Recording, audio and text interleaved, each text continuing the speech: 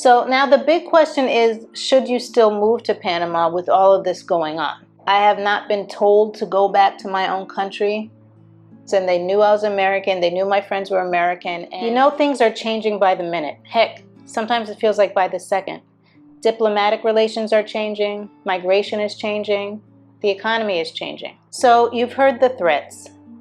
You might have even seen the US flag being burned here.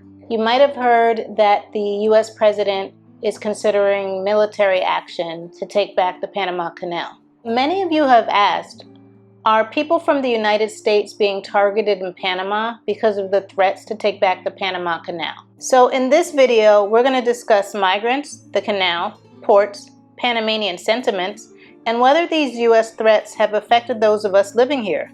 Most importantly, we'll break down what this means for you as a future expat here in Panama.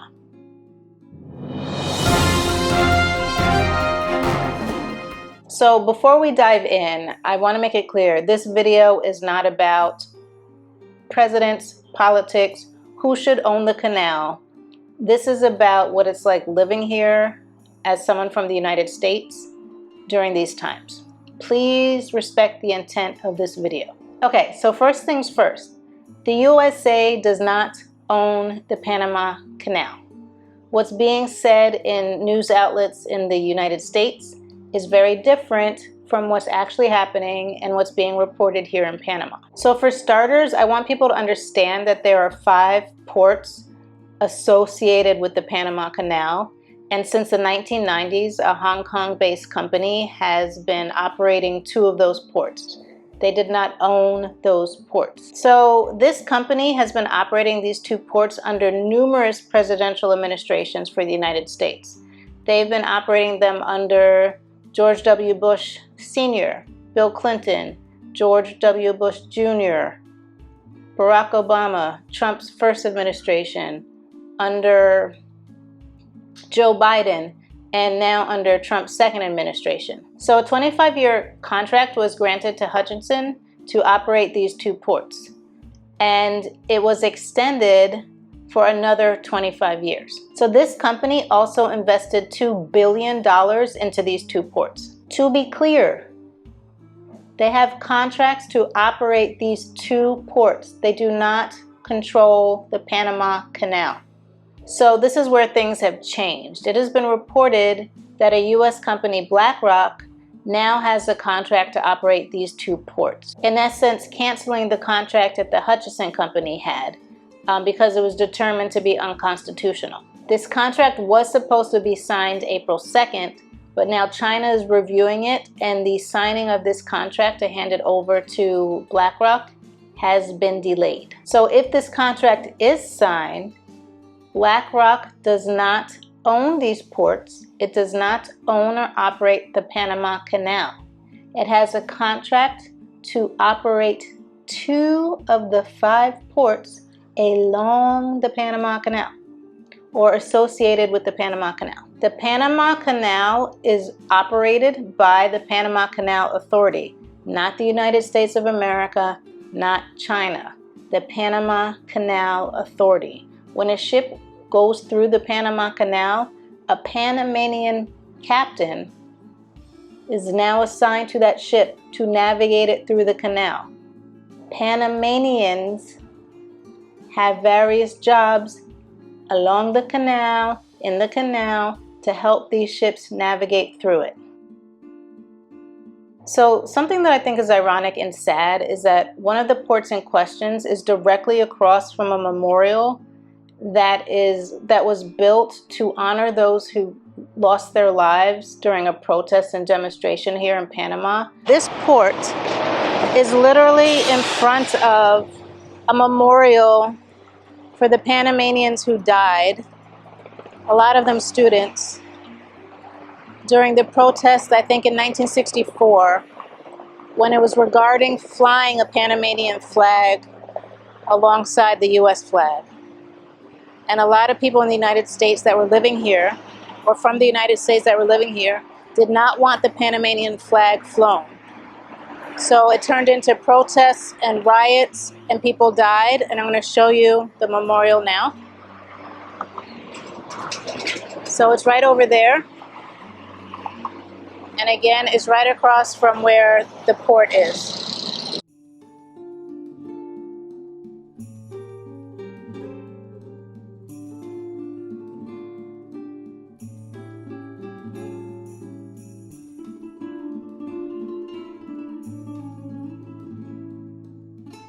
So after the threats started happening regarding taking back the Panama Canal, you started to see things pop up around Panama, like billboards, signs, paintings that said 25 years of facts. And it's literally giving 25 years of facts of Panama operating the Panama Canal. People from the United States do not own or operate the Panama Canal. People from China do not own or operate the Panama Canal. Panamanians operate the Panama Canal via the Panama Canal Authority. And that's all we're going to discuss about the Panama Canal.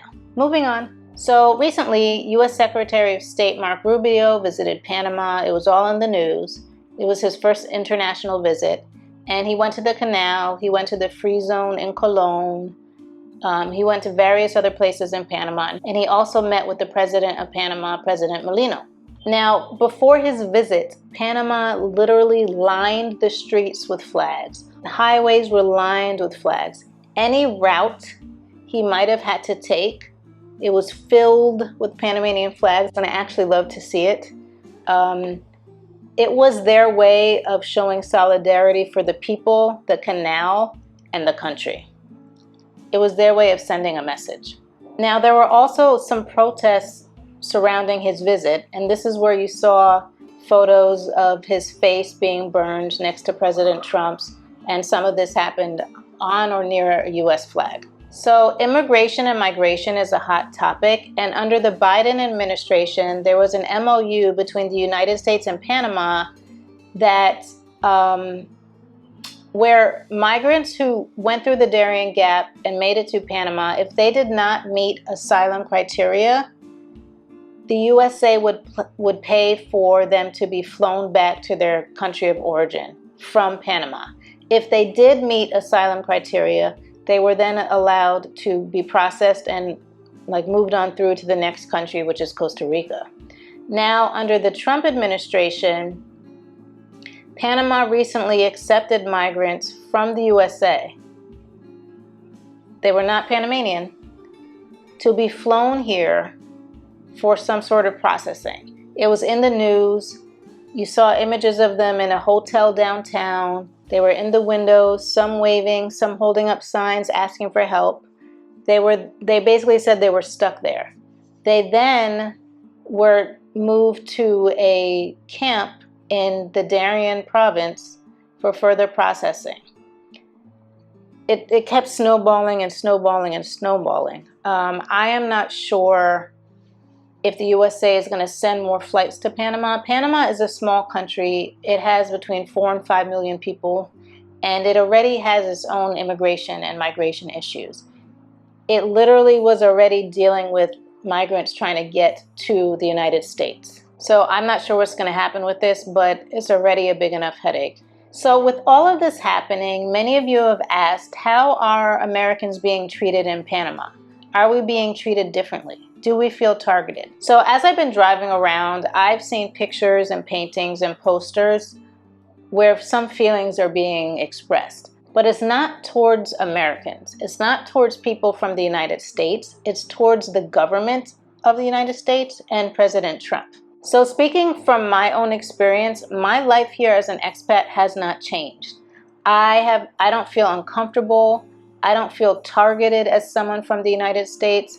I have not been told to go back to my own country. I don't feel threatened. I've taken tours with Panamanians, and they knew I was American. They knew my friends were American, and we were treated the same as everyone else. We are not being targeted. From what I've felt and experienced, the hatred, frustrations, and concerns are being targeted towards the government of the United States of America, not us. So now the big question is, should you still move to Panama with all of this going on? A lot of you are now concerned. So my answer is yes, if you understand the world has changed and any country could be impacted by political tensions at any given time. Or you believe that your quality of life will still be better than where you are right now. So maybe you should reconsider moving to Panama if you're uncomfortable with possible protest, increased political tensions, military threats being mentioned in the news. So I just believe these are the realities of life right now. It's the reality of the world. And if it makes you feel uncomfortable to leave the United States during these times, during this tension, then maybe you shouldn't move right now. So as someone that's been living in Panama for a few years now, I wouldn't say that my life has changed because of all of this. I would just say it's kind of evolving. I'm paying more attention to the news in the United States as well as what's being reported here in Panama. But despite the headlines, I have no plans on moving. I still love my life here. My day-to-day life has not changed. My Panamanian friends treat me the same. I still go on tours with Panamanians. I am treated just like I was treated before. Panama is like any other country. It's going to be impacted by global issues.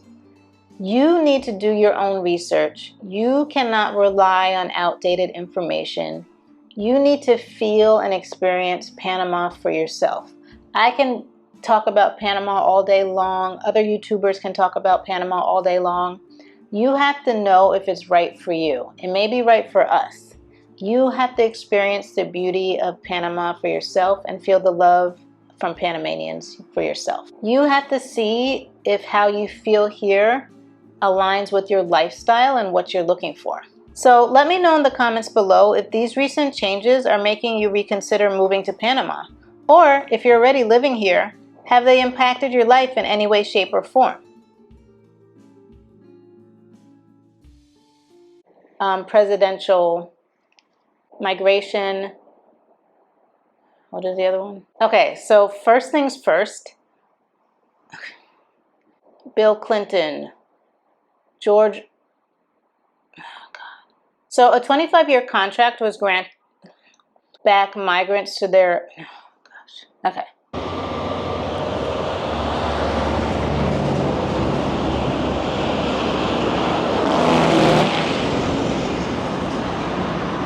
Okay, I'm gonna stop now.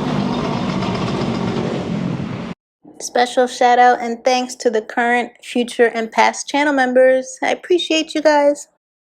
If you enjoyed this video, watch this one. Until the next time, the world is yours. You just have to find your place in it.